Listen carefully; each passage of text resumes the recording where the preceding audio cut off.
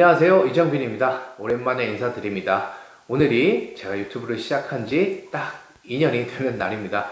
약 100개의 영상을 업로드했고 앞으로도 여러분에게 도움이 될 수 있는 내용을 꾸준히 업로드 해보도록 하겠습니다. 그리고 법률사무소 국민생각의 상호가 법무법인 솔루션으로 다음 달부터는 변경이 될 것입니다. 법무법인 솔루션은 부산에 본사무소가 있고요. 대구, 울산에 있고 이번에 인천 분사무소를 런칭하는 것이고 보다 전문적인 법률 서비스를 여러분에게 제공할 수 있을 겁니다. 그리고 또 하나 경매 관련해서는 제가 과거 국비지원 기관에서 여러분들에게 수업을 제공을 하고 인터넷으로도 몇 차례 수업을 진행한 적도 있는데 앞으로는 부동산 2인자 채널에서 여러분과 경매에 관해서 말씀을 드릴 겁니다. 부동산 인자 채널은 약 12만 8천 명 정도의 유튜브 채널인데요. 웬만하면 낙찰받고 문제를 해결하는 것이 큰 어려움은 없어요. 어떤 기준으로 선택을 하는 게 좋다고 보냐면 그분이 정말 여러분을 위해서 열심히 자기 일처럼 책임지고 끝까지 노력을 해줄 것인가, 아니면 돈으로 보고 수강료 받고 수임료 받으면 그냥 거기서 끝인가. 왜냐, 지금 공동투자가 엄청나게 문제가 되고 있어요. 과거에 투자하던 방식으로 몇 년 전까지 투자를 했던 분들이 금리가 확 오르면서 공동투자 물건들이 처분도 안 되고 이자는 과다하고 이래서 고소 고발도 많고요. 민사소송도 많습니다. 근데 해결이 되지가 않죠. 그분들 중에는 정말 선의로 투자 기회를 제공을 했는데 상황이 역전되면서 문제가 커진 경우도 있고요. 저희가 판단했을 때 애시당초 그냥 공투 수강생분들 필요 없어요. 어떻게 되든지 말든지 나만 수강료 받고 이득을 취하면 된다. 이런 분들이 꽤나 있습니다.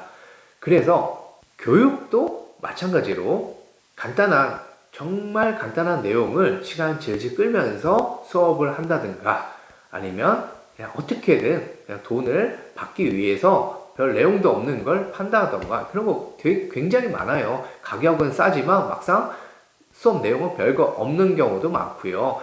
여러분이 판단을 하실 때 이 사람이 과연 나에게 정말 많은 도움을 줄 만한 사람인가를 보고 판단하시는 게 좋을 것 같습니다. 그건 법률 서비스도 똑같습니다. 하지만 법률 서비스는요, 이기고 지는 게 명백하죠. 이기고 져요. 둘 중에 하나죠. 아니면 허가를 받거나 허가가 되지 않거나 둘 중에 하나예요. 물론 중간에 조정이라는 게 있지만 어쨌든 그 의뢰인의 이익이 결론적으로 나타난단 말이에요. 근데 경매에 있어서는 알려주고 컨설팅 하는 것이 명백하게 드러나진 않아요. 시세 차익이 3천만 원일 수도 있고 5천일 수도 있고 1,000일 수도 있고 2천일 수도 있죠. 하지만 그 차익도 중요하지만 저희가 경매 한 건 하고 끝나는 건 아니잖아요. 앞으로도 계속 경매를 진행할 것인데 그 기간 동안 나에게 정말 내일처럼 고민을 함께 해줄 수 있는 사람인지를 잘 보고 선택을 하시길 바랍니다. 그리고 오늘은 인도명령이라는 절차에 대해서 질문을 상당히 많이 주시는데요. 인도명령 절차가 어떻게 진행되는지, 그리고 어떻게 작성하는지, 협상은 어떻게 하는지 그 부분에 대해서 설명을 드리도록 하겠습니다. 자, 같이 보시죠. 먼저 네이버에 전자소송이라고 입력하시고 검색을 하시면 대한민국 법원 전자소송이라는 사이트가 나오게 되고요. 회원가입만 하시면 누구나 무료로 소송을 할 수 있습니다. 인도명령도 당연히 하실 수 있고요. 이 서류 제출 항목을 보시면 밑에 민사집행서류라고 되어 있죠. 얘를 클릭할 겁니다. 민사집행서류 종류 중에 이 두 번째 줄에 부동산 인도명령 신청서가 있죠. 얘를 클릭합니다. 그리고 저희가 낙찰받은 부동산 경매 사건 번호를 입력을 해주시면 됩니다. 화살표를 클릭하고 법원을 선택하시고요. 사건 번호 당사자명을 입력하시고 확인 버튼을 누르면 되는데 현재 인도명령 신청서 다 제출되어 있는 상태라 이 전자소송 화면을 보여드릴 수는 없고 제가 다음 기회에 인도명령을 할 때 바로 작성하는 화면을 보여드리도록 하고요.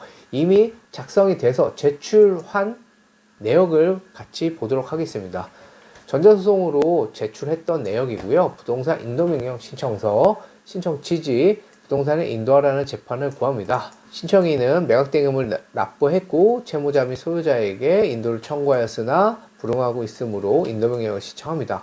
이게 답니다. 굉장히 간단하죠. 그래서 서비스로 통상 제출해 줍니다. 매각대금 완납증명서만 첨부를 하시면 되고요. 매각대금 완납증명서 뒷면에는 이렇게 부동산 표시도 같이 줍니다. 딸려 있어요. 그래서 요걸 복사해서 첨부해서 제출하시면 되고, 나는 전자소송이 어렵다. 그럼 위에 제가 한글 파일을 다운받을 수 있도록 해놨기 때문에 이걸 다운받아서 사용하시면 되고요. 내용은 이거 그대로 복사해서 수정하셔서 사용하시면 됩니다. 통상 서비스를 제출해 준다고 했잖아요. 저희가 소액 물건인 경우 대출 없이 진행하는 경우에는 스스로 하실 줄 알아야 되니 이런 내용을 기재해서 제출하시면 되는 것이고, 제출을 하며 얼마 후에 결정이 되느냐, 2월 28일 날 제출하면요 도달이고 3월 4일 날 종국 인용이라고 되어 있습니다. 종국 인용이 결정됐다는 말이고요. 위에 보시면 또 결정이라고 되어 있죠. 결정은 거의 일주일 이내면 됩니다. 소유자인 경우에는 일주일이면 충분하고요. 발송을 했지만 3월 8일 폐문부재라고 되어 있죠. 집에 사람이 없다는 거예요. 안 받죠. 그렇다고 결정이 계속 미뤄질 수는 없죠. 3월 18일 날 공시송달을 했고 3월 2일 날 도달한 것으로 칩니다. 이 얘기는 무엇이냐? 3월 2일 이후에는 채무자 및 소유자와 협상이 되지 않을 경우에 저희가 법원에 강제 집행을 신청해서 강제로 끌어낼 수 있다는 뜻이에요. 서로 불편해지겠죠. 그래서 이사비 협상은 무조건 이사비를 과하게 요구한다고 해서 될 게 아닙니다. 강제 집행 얼마든지 할 수 있어요. 강제 집행 비용을 납부하지 않도록 서로 대화로 협상을 반드시 하시는 게 좋습니다. 이사 비용을 너무 많이 요구하시면 안 돼요. 채권자는 강제 집행을 할 수가 있고요. 그리고 채권자 또한 이사비를 한 푼도 안 주겠다 이러시면 안 됩니다. 정말 그분들도 힘드셨을 거예요. 경매가 진행되는 동안 소정의 이사비 명목을 위로금 차원에서 주시면 이사를 빠른 시일 안에 가실 수 있을 거고, 그럼 집행 비용을 아낄 수 있습니다. 집행 비용이 이사 비용보다 더 많이 나올 거예요. 물론 소득이 많고 배당을 받고 이런 경우에는 덜 주시고, 만약 협상이 안 되면 그 배당금이나 그분의 다른 재산을 압류할 수도 있지만 절차가 한두 개가 아닙니다. 서로 힘들어져요. 그래서 협상을 하는 겁니다. 밑에 다른 내용을 잠깐 같이 보자면, 오늘이죠. 국비지원에서 수업을 들으셨던 분께서 낙찰을 받으시고 이제 질문을 주신 건데, 제가 그때 이사비 협상을 어떻게 해야 되는지 잘 말씀을 드렸고, 이 소유자 분께서는 제가 기록을 다 살펴봤더니 예전에 취득하실 때 또 경매로 취득하셨더라고요. 그래서 경매 절차가 어떻게 진행되는지 알고 계신 분이기 때문에 이사비가 적지는 않지만 그래도 빠르게 협상이 됐던 걸로 보입니다. 32평형이었고 230만 원이면 많다면 많고 많지 않다면 많지 않은 금액인데, 낙찰 대금 전에 이사를 가시기로 하셨죠. 대출 이자를 한다면 잘 협상을 했다고 봅니다.